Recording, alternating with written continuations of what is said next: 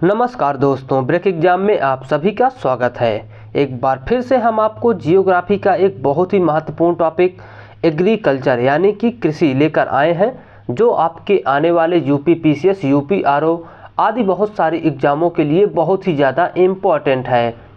तो चलिए वीडियो शुरू करते हैं। सबसे पहले यदि आप नए हैं तो चैनल को लाइक और सब्सक्राइब जरूर कर लीजिए, जिससे आपको ऐसे ही वीडियोज़ की नोटिफिकेशन मिलती रहे।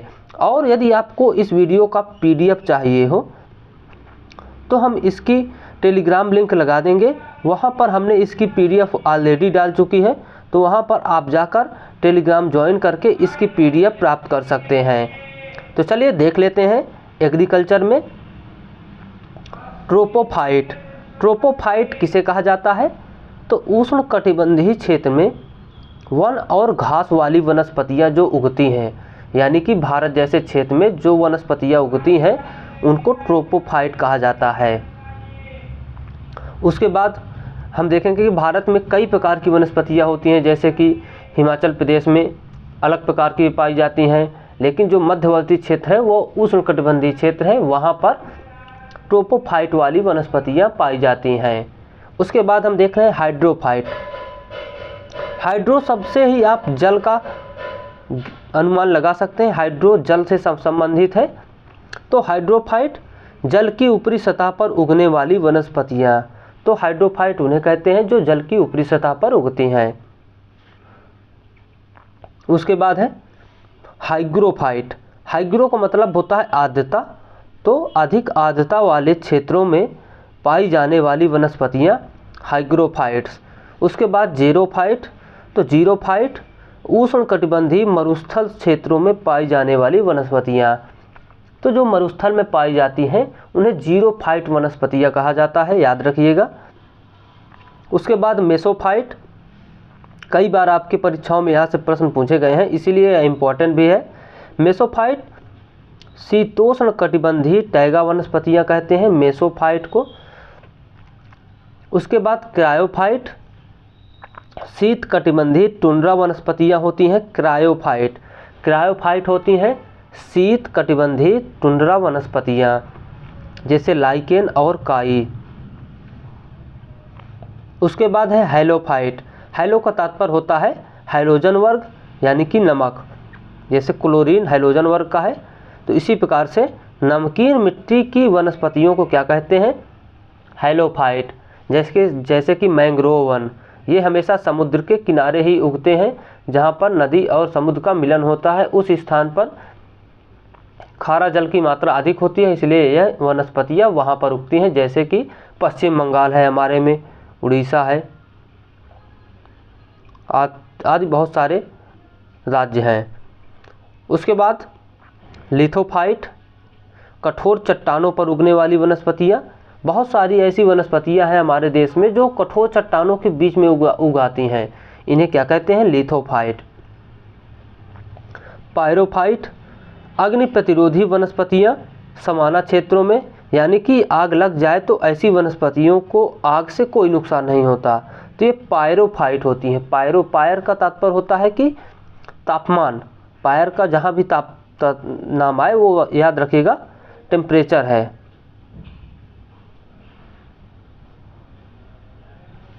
टेम्परेचर पायरोफाइट अग्नि प्रतिरोधी वनस्पतियां। उसके बाद देख लेते हैं पौधों के विकास के लिए 16 तत्व क्या क्या जो जरूरी होते हैं?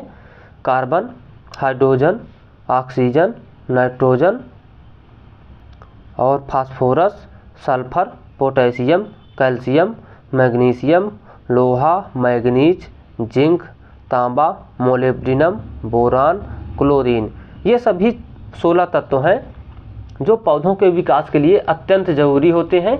इसके बाद हम देख लेते हैं सूक्ष्म पोषक तत्व क्या क्या होते हैं। तो लोहा, मैग्नीज, जिंक, तांबा, मोलिब्डेनम, बोरान और क्लोरीन, ये सूक्ष्म पोषक तत्व होते हैं पौधे के। उसके बाद विश्व के स्थानांतरणशील कृषि कौन कौन होती है? जो कि झूम खेती जैसे कहते हैं भारत में, उसी को स्थानांतरणशील कृषि। एक स्थान पर जंगलों को काट कर कृषि करना, और जब तक कृषि करना जब तक कि उसमें उपजाऊ शक्ति बनी रहे, और उपजाऊ शक्ति खत्म होने के बाद उसको छोड़कर दूसरी जगह पहुंच जाना कृषि करने के लिए, इसी को स्थानांतरणशील कृषि कहते हैं। जैसे कि श्रीलंका में चेन्ना कहते हैं, मिल्पा युकाटन और ग्वाटेमाला में कहते हैं मिल्पा, वियतनाम में रे कहते हैं, लाओस में भी रे कहते हैं, वियतनाम रे, टावी मालागासी में कहते हैं, लेदांग जावा और मलेशिया में कहते हैं लेदांग, तमराई थाईलैंड में कहते हैं तमराई, तुंग्या म्यांमार में कहते हैं, रोका ब्राज़ील में कहते हैं, तो ब्राज़ील में रोका कहते हैं, म्यांमार में तुंग्या कहते हैं, वेनेजुएला में कोनुको कहते हैं, तो वेनेजुएला में उसको कोनुको कहते हैं, और कांगो में मसोले कहते हैं, फिलीपींस में कैगिन कहते हैं, और पश्चिमी अफ्रीका में लोगन कहते हैं। तो ये विभिन्न देश हैं जहाँ पर इस प्रकार की स्थानांतरणशील कृषि को नाम दिए जाते हैं। उसके बाद देख लेते हैं भारत में स्थानांतरणशील को किन किन राज्यों में क्या कहा जाता है। तो उत्तर पूर्वी भारत में झूम कृषि इसे कहते हैं, छत्तीसगढ़ और बस्तर में दीपा कहते हैं, आंध्र प्रदेश में पोंडू, कुमारी केरल में कहते हैं, दक्षिणी पूर्वी राजस्थान में बन्ना, उसके बाद बुंदेलखंड में बेबर और दहिया, तो बुंदेलखंड में बेबर और दहिया, दक्षिण भारतीय राज्य में जारा एवं एरका, तो दक्षिण भारतीय राज्य में जारा एवं एरका कहते हैं। उसके बाद उड़ीसा में कमान विंगा ढावी कहते हैं, तो उड़ीसा में कमान विंगा ढावी इस कृषि को कहते हैं। उसके बाद देख लेते हैं कृषि के प्रकार कितने प्रकार के होते हैं कृषि। सबसे पहले पोमोलॉजी फल विज्ञान कहते हैं, पोमोलॉजी फल का विज्ञान, विटीकल्चर अंगूर की खेती, पिसीकल्चर मछली पालन, सेरीकल्चर रेशम उत्पादन, वर्मीकल्चर कछुआ पालन, एरीपोनिक पौधों को हवा में उगाना, और सिल्वीकल्चर वन का संवर्धन सिल्वीकल्चर। उसके बाद एपीकल्चर मधुमक्खी पालन, मोरीकल्चर रेशम कीट हेतु शहतूत की खेती, उलेरीकल्चर सब्जियों की खेती। तो ये विभिन्न खेतियां हैं जो की जाती हैं। उसके बाद हम देख लेते हैं फसल और उनके मूल स्थान। अक्सर आपके परीक्षाओं में यहाँ से प्रश्न पूछते हैं कि रबड़ का उत्पादन स्थान कहाँ पर है, तो ब्राज़ील, हेनरी विलियम भारत लाए थे इसको 1876 में। उसके बाद कॉफ़ी, अबिसीनिया जो कि पूर्वी अफ्रीका उच्च भूमि का एक देश है, अबिसीनिया कॉफ़ी। उसके बाद कपास, तो मेहरगढ़ पाकिस्तान से लाई गई है, मेहरगढ़ ये हड़प्पा सभ्यता का एक स्थल है मेहरगढ़, यहाँ से कृषि के प्राचीनतम साक्ष्य उपलब्ध हुए हैं, इस कारण से यहीं से कपास की खोज हुई है। उसके बाद तंबाकू कहाँ से लाई गई है, तो दक्षिण अफ्रीका से भारत में पुर्तगालियों द्वारा लाई गई है, लेकिन मूल स्थान कहाँ पर है तंबाकू का, दक्षिण अफ्रीका। गन्ना भारत में ही, गन्ना भारत का ही मूल है। उसके बाद काजू ब्राज़ील में सबसे ज़्यादा और यहीं पर इसका मूल स्थान है। चाय दक्षिणी चीन में मूल स्थान है चाय का, और सेब का काला सागर और कैस्पियन सागर के आसपास का क्षेत्र सेब का उत्पादन सबसे अधिक करता है। उसके बाद मक्का, उत्तरी अमेरिका मैक्सिको में मक्के का उत्पादन सबसे अधिक होता है, यानी कि वहीं पर इसका मूल स्थान है। उसके बाद ब्राज़ील मूंगफली का मूल स्थान है, और फिलिस्तीन गेहूं का मूल स्थान है, फिलिस्तीन गेहूं का, मूंगफली ब्राज़ील, मक्का उत्तरी अमेरिका, सेब काला सागर कैस्पियन सागर। उसके बाद देख लेते हैं कुछ अन्य। उत्तरी अमेरिका का सूरजमुखी और सोयाबीन भी मूल स्थान है। मध्य अमेरिका का लाल मिर्च और टमाटर, यूरोप का राई और चुकंदर, दक्षिण पूर्वी एशिया का चावल और केला मूल स्थान है दक्षिण पूर्व एशिया का। उसके बाद हम देख लेते हैं कुछ महत्वपूर्ण फसलों के प्रकारों के नाम, जैसे कि परती छोड़ना, चक्रीय कृषि, मिश्रित सस्यन, द्विफसली कृषि, बहुफसली कृषि, रिले कृषि, कृषि उत्पादकता, कृषि दक्षता, शस्य गहनता, ये प्रमुख फसलों के नाम हैं। पहला है परती छोड़ना। उर्वरता पुनः प्राप्त करने के लिए भूमि को 3 से 4 वर्ष के लिए खाली या परती छोड़ देना। उसके बाद चक्रीय कृषि, फसलें चक्रीय रूप से बदल बदल कर उगाई जाती हैं। सामान्यतः फसल चक्र के रूप में फलीदार पौधों का प्रयोग किया जाता है जो कि मिट्टी में नाइट्रोजन स्थिरीकरण कर सकें। उसके बाद मिश्रित सस्यन, एक कृषि भूमि पर कई फसलों को मिश्रित करके लगाया जाता है, इसे मिश्रित सस्यन कहते हैं। उसके बाद द्विफसलीय कृषि, चक्रीय विधि से साल में 2 फसल का उत्पादन, उसे द्विफसलीय कृषि कहते हैं। उसके बाद बहुफसलीय कृषि, साल में 3 फसलें उगाना या उससे अधिक, बहुफसलीय कृषि। उसके बाद देख लेते हैं रिले कृषि कैसे कहते हैं। तो जब एक खड़ी फसल के ठीक पहले दूसरी फसल बोई जाती है तो ऐसी कृषि रिले कृषि कहलाती है। याद रखिएगा, जब एक खड़ी फसल के ठीक पहले कोई दूसरी फसल बो दी जाए तो उसे रिले कृषि कहते हैं। उसके बाद कृषि उत्पादकता किसे कहते हैं, किसी विशेष क्षेत्र में प्रति हेक्टेयर उत्पादन कितना हो रहा है, यही वहाँ की कृषि उत्पादकता है।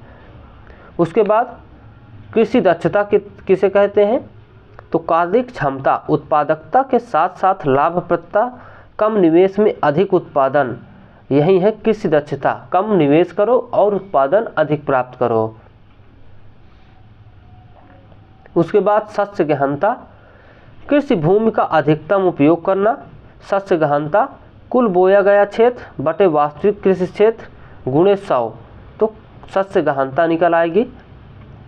उसके बाद देख लेते हैं विश्व के सभी जल मार्ग, रेल मार्ग, स्थल मार्ग और पाइपलाइन। तो पहले नंबर पर है सुएज नहर, विश्व की सबसे बड़ी जहाजी नहर है सुएज नहर। निर्माण 1869 में हुआ था। इंजीनियर इसके कौन थे निर्माणकर्ता, फर्डिनेंड द लेसेप्स, फ्रांसीसी थे, इन्होंने ही इसका निर्माण किया था। यह भूमध्य सागर को लाल सागर से जोड़ती है। लंबाई इसकी 165 किलोमीटर है, न्यूनतम चौड़ाई 60 मीटर है। तो लंबाई 165 किलोमीटर है और न्यूनतम चौड़ाई इसकी 60 मीटर है। उसके बाद उत्तर से दक्षिणी पत्तन का क्रम क्या है देख सकते हैं, उत्तर से दक्षिण की ओर यानी कि ऊपर से नीचे की ओर इस पत्तनों का क्रम। पोर्ट सईद सबसे ऊपर, पोर्ट फोद उसके नीचे, फिर पोर्ट तौफीक, पोर्ट इस्माइलिया और पोर्ट सुएज, ये सभी पत्तनों का एक क्रम है जो उत्तर से दक्षिण है। उसके बाद देख लेते हैं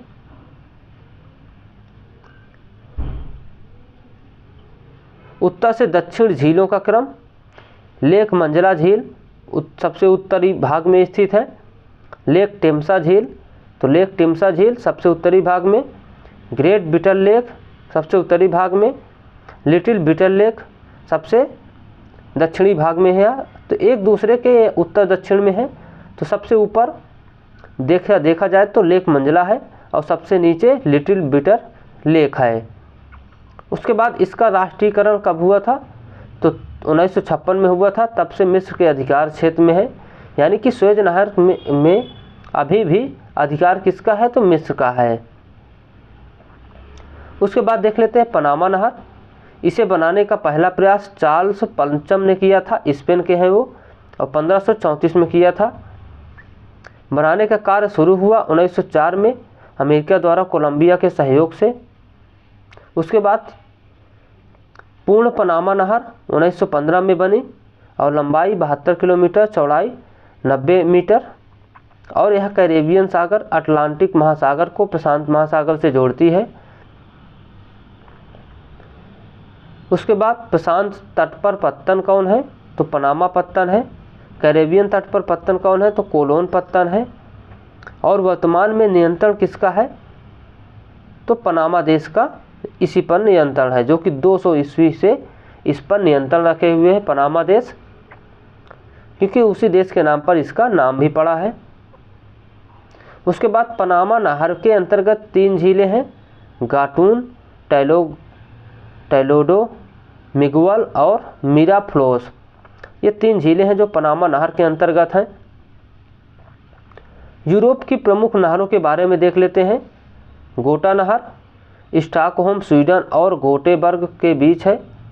तो गोटा नहर स्टॉकहोम स्वीडन और गोटेनबर्ग के बीच है। मैनचेस्टर नहर इंग्लैंड में मैनचेस्टर और लिवरपूल के बीच है। उसके बाद कील नहर उत्तरी सागर और बाल्टिक सागर के बीच है, कील नहर। उसके बाद देख लेते हैं उत्तरी सागर नहर। तो उत्तरी सागर नहर उत्तरी सागर और एम्स्टर्डम को मिलाने वाली रेखा के बीच में है, उत्तरी सागर नहर। उसके बाद न्यू वाटरवे उत्तरी सागर और रॉटरडम के बीच है, न्यू वाटरवे। उसके बाद वोल्गा डान नहर रूस में रोस्टोव और वोल्गाग्राड के बीच है, वोल्गा डान नहर। उसके बाद देख लेते हैं स्टालिन या श्वेत बाल्टिक नहर। तो बाल्टिक सागर और आर्कटिक सागर के बीच है। तो श्वेत बाल्टिक नहर किसके बीच है? बाल्टिक सागर और आर्कटिक सागर के बीच। एक बार फिर से देख लेते हैं गोटा नहर किसके बीच में है? तो स्टॉकहोम और गोटेबर्ग। तो गोटा नहर स्टॉकहोम और गोटेबर्ग के बीच में। मैनचेस्टर नहर इंग्लैंड में मैनचेस्टर और लिवरपूल के बीच में। तो मैनचेस्टर नहर मैनचेस्टर और लिवरपूल। उसके बाद कील नहर उत्तरी सागर और बाल्टिक सागर के बीच। उसके बाद उत्तरी सागर नहर उत्तरी सागर और एम्स्टर्डम को मिलाने वाली नहर है, उत्तरी सागर नहर। न्यू वाटरवे उत्तरी सागर और रॉटरडम के बीच। वोल्गा डान नहर रूस में वो रोस्टोव और वोल्गाग्राड के बीच। उसके बाद स्टालिन या श्वेत बाल्टिक नहर बाल्टिक सागर और आर्कटिक सागर के बीच। उसके बाद राइन मेन डेन्यूब नहर उत्तरी सागर को काला सागर से जोड़ती है। तो राइन मेन डेन्यूब नहर। उसके बाद अन्य जलमार्ग कौन कौन है? तो सू नहर है, सुपीरियर और ह्यूरोन झील के बीच है। सू नहर याद रखिएगा, सुपीरियर और ह्यूरोन झील के बीच। उसके बाद वेलेंड नहर इरी और ओंटारियो के बीच। तो वेलेंड नहर इरी और ओंटारियो के बीच। उसके बाद इरी नहर इरी और ह्यूरोन के बीच। तो याद रखिएगा इरी नहर इरी और ह्यूरोन के बीच, वेलेंड नहर इरी और ओंटारियो के बीच, और सू नहर सुपीरियर और ह्यूरोन के बीच। उसके बाद आंतरिक जलमार्गों को देख लेते हैं। सीन नदी में मर्सलीज बंदरगाह, गेरून नदी में बोर्डो बंदरगाह, लाय नदी में सेंट नजारे और नांटे बंदरगाह, ये प्रमुख बंदरगाह हैं जो कि फ्रांस में स्थित हैं। याद रखिएगा फ्रांस के प्रमुख आंतरिक जलमार्ग हैं। उसके बाद राइन नदी पर तट स्थित प्रमुख बंदरगाहों को देख लेते हैं। यूरोप की जीवन रेखा किसे कहते हैं? राइन नदी को, और कोयला नदी भी इसे कहते हैं। सबसे व्यस्ततम आंतरिक जलमार्ग कौन सा है? राइन नदी का। रॉटरडम बंदरगाह इसी नदी के मुहाने पर स्थित है। उसके बाद उत्तरी सागर में गिरती है यह। तो कहाँ पर गिरती है? तो उत्तरी सागर में। उसके बाद Switzerland, Austria, Germany, France, Netherlands. उसके बाद देख लेते हैं राइन की सहायक नदी कौन है? तो बेजर, एल्ब और ओडर नदी। तो बेजर, राइन, एल्ब और ओडर नदी, इन सभी नदियों को भी याद रखिएगा। और कुछ इंटरपोल पोर्ट कौन कौन है जो इंटरनेशनल बंदरगाह हैं? तो बड़े बड़े गोदामों वाले पत्तनों को कहा जाता है जो एक्सपोर्ट के लिए बनाए जाते हैं, इंटरपोल पोर्ट। उसके बाद पोर्ट ऑफ कॉल, लंबी यात्रा के दौरान ईंधन, भोजन आदि के लिए जिस पत्तन पर विमान रुकते हैं उसे पोर्ट ऑफ कॉल कहते हैं। उसके बाद देख लेते हैं प्रमुख स्थल मार्ग। ट्रांस कनाडियन महामार्ग कनाडा के पूर्वी तट पर स्थित सेंट जॉन नगर न्यूफाउंडलैंड को कनाडा के पश्चिमी तट पर स्थित कोलंबिया के वैंकूवर से जोड़ता है। लंबाई इसकी 9600 किलोमीटर। उसके बाद अलास्का महामार्ग, अलास्का के एक रेंज नगर को कनाडा के एडमंटन नगर से जोड़ता है। कौन? अलास्का महामार्ग। उसके बाद स्टुअर्ट मार्ग, ऑस्ट्रेलिया महाद्वीप का सबसे बड़ा, तो ऑस्ट्रेलिया महाद्वीप का सबसे बड़ा महामार्ग कौन है? तो स्टुअर्ट महामार्ग। उत्तरी ऑस्ट्रेलिया के बिरडूम नगर को एलिस स्प्रिंग व टेनेंट क्रीक होते हुए दक्षिण ऑस्ट्रेलिया के उड़ानदत्ता से जोड़ता है। उसके बाद पैन अमेरिकन महामार्ग, संयुक्त राज्य अमेरिका, मध्य अमेरिका और दक्षिणी अमेरिका को जोड़ता है और सबसे लंबी परियोजना अभी भी बन रही है यह, जो अभी पूरी नहीं हुई है। उसके बाद हम देख लेते हैं प्रमुख रेल मार्ग, देख लेते हैं प्रमुख रेल मार्ग। तो पहला ट्रांस साइबेरियन रेल मार्ग सबसे लंबा है, 9289 किलोमीटर। पश्चिमी रूस का पूर्वी रूस, तो पश्चिमी रूस का पूर्वी रूस प्रशांत तट पर स्थित है यह। उसके बाद इसके स्टेशन कौन है? तो सेंट पीटर्सबर्ग, मॉस्को, ऊषा, फिर चेलियाबिंस्क, ओमस्टर। उसके बाद नोवोसिबिर्स्क, इर्कुत्स्क, चीता और खारोवास्की, तो खबोरारास्की। उसके बाद व्लादिवोस्टॉक आदि बहुत सारी स्टेशन हैं जो कि ट्रांस साइबेरियन रेल मार्ग में पड़ते हैं। उसके बाद दूसरा रेल मार्ग है कनाडियन पैसिफिक रेल मार्ग। इसमें पूर्वी कनाडा सेंट जॉन शहर को पश्चिमी कनाडा से जोड़ता है, 5600 किलोमीटर इसकी लंबाई है।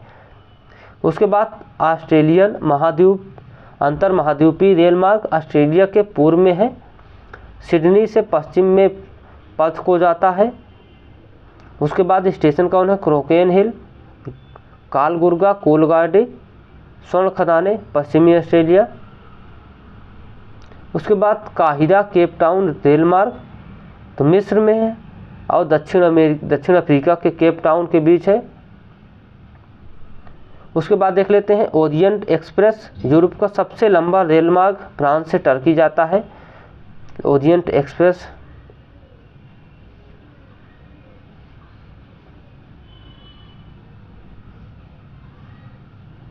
उसके बाद देख लेते हैं प्रमुख पाइपलाइन परिवहन, जो प्रमुख देशों द्वारा बनाई गई हैं पाइपलाइन परिवहन। तो बिग इंच पाइपलाइन मेक्सिको की खाड़ी के तटीय कुओं से उत्तर पूर्वी अमेरिका तक खनिज तेल उपलब्ध करवाने के लिए बिग इंच पाइपलाइन अमेरिका द्वारा बनवाई गई है।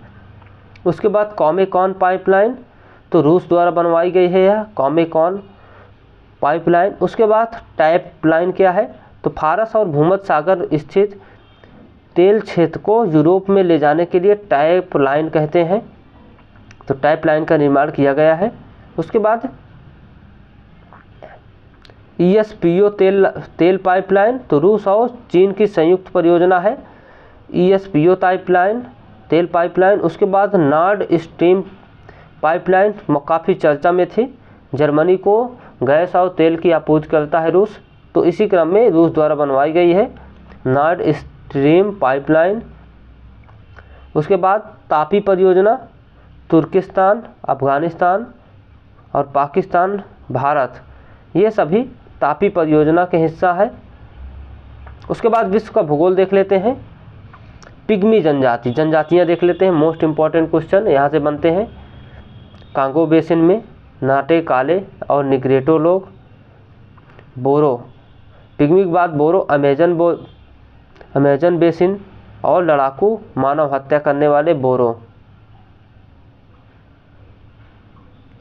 उसके बाद देख लेते हैं सकाई मलाया प्रायद्वीप में मलेशिया की है। उसके बाद बुशमैन कालाहारी मरुस्थल।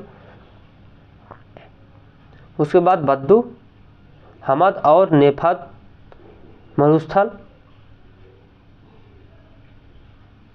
उसके बाद देख लेते हैं